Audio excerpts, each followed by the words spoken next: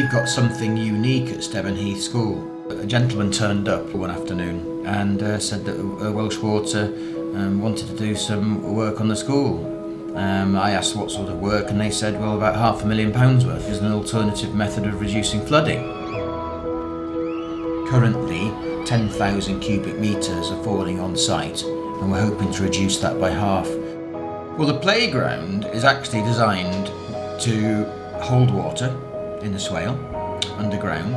From there, the water trickles slowly into the main drainage system rather than rushing into the main drainage system. It has absolutely transformed the whole playground. It looks beautiful, and we can use the areas for science lessons, for other lessons including art and design.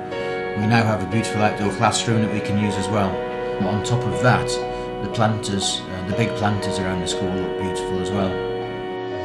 I can't really choose a favourite, but if I had to, it would be the outdoor classroom and the pond. Mine's the paving that water goes through. Outdoor classroom.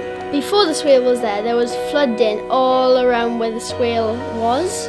Now it's here, it's not flooding where it is now, and there's no flooding outside the locality.